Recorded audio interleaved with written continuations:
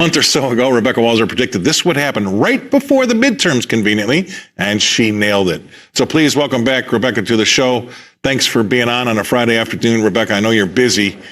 Well, walk us through it. I mean, geez, 8.7% is a pretty big one, and you had some really good notes on it about where's this money coming from? Yeah, that's the biggest thing. I think Social Security recipients. We have 65 million people. That's about 20% of our population, Scott, that is on Social Security. So that's important to know. And I know that they are feeling somewhat of a relief. I mean, I've seen a lot of articles where they're saying it's not enough, but I don't know that they understand how the system works, because think about this. Our payroll taxes, our FICA taxes and med FICA taxes are 15.3%.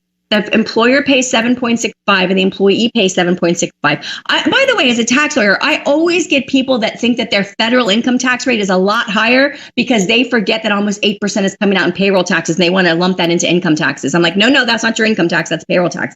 But I digress. The point is, if we're getting an 8.7% increase across the board for 65 million people, how and where is that money coming from? This is entrenched now. We had 5.9% last year, which was one of the highest in decades. Now we've got the highest in 41 years, Scott, 41 years. The government printed all this money, creating the inflation, and now we have to go back and increase the payments to people by 8.7% to 65 million people on a monthly basis. And I am telling you, this system, I don't want to freak people out, Scott, because Social Security is already bankrupt. I get so upset with the economists that talk about the $3 trillion trust fund as if that is actual money that exists somewhere in a closed box, a safety deposit box ready to go.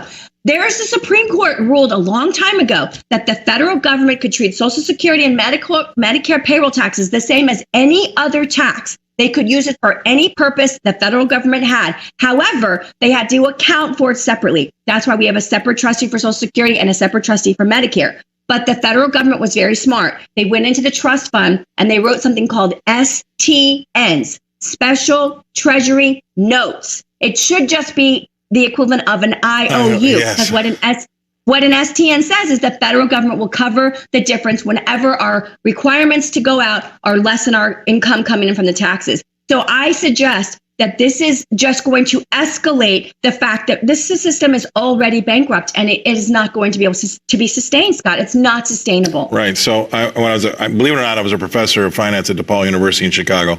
And I taught the 400 level finance to these kids, bond valuations, all the stuff you never use again once you get out of college. And but I did teach them that, the city of Chicago at the time, and they still are, structurally bankrupt. On paper, they are bankrupt, okay? But they can still carry on because they still can pay 18% on their bonds because they have to borrow money so bad, right? Well, that's what we're talking about here, right? It's structurally bankrupt. Exactly. And so I turn 57 tomorrow, hold my hand up. And I'll just tell you right now, I have already written out of my plans going forward any Social Security. I know they're going to take that, right? So it's not there, and I'm not going to get it. If somebody else gets it, that's fine. But still, I know that it's not working. It's bankrupt. I'm probably going to get written out of it. You know what I mean?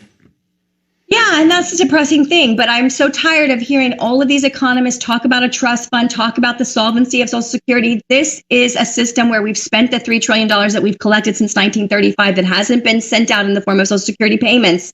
And unless we get somebody, and it's not the politicians, they're in the game of staying elected. We have to come up with some kind of new system. The federal government has broken the social contract with the United States citizens of America. We have a broken social contract. We don't have anyone that goes anymore and actually talks about math and numbers and collections and how finance actually works. To continue on as if we can afford this indefinitely when the UK is on the brink of collapse. Yep. I mean, where is the rationality? Does the Federal Reserve, do our politicians not see what's going on across the pond and across the world? We are at the edge of the fiat debt system collapsing. I agree. And then this is just another indication that it's being brought forward even faster. Well, I still have a friend that we talked to. He's fairly senior in government in Chicago, but he's not a Democrat. But he keeps saying the difference between Democrats and Republicans is that the Republicans keep running on numbers and nobody cares. The Democrats run on feelings, and everybody cares, and that's why we've had 90 years of Democrats in Chicago, right? Because every time the Republicans get up, we're going to balance the budget, we're going to, that just doesn't resonate to people, and nobody anymore, right? So that's the problem we're in today. It's unelectable, right? You can't get elected by doing that.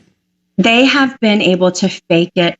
Let's be honest, Scott, we've been faking it for at least probably, I can't even give you the number, but we've been able to fake the system. We've been able to stimulate and make the markets come up, make interest rates low. So bond yields were fine. Everything's been fine. And it would all stay fine until it reaches the end. There's a scene in the Titanic movie where the thing, I can't think of the thing. It's the thing, the rotor. The rotor's under the water and it's going. And then all of a sudden, bam, it just stops. And that is exactly the analogy of what is going to happen to this country. And that's why everyone should prepare. We should prepare because it's not going to be fun. I'm sorry. It's bad. No, it's okay. I'm smiling. Really appreciate you coming on. You tell the truth. And that's what people love about you. Thank you very much, Rebecca Walser, Tampa, Florida, coming to us from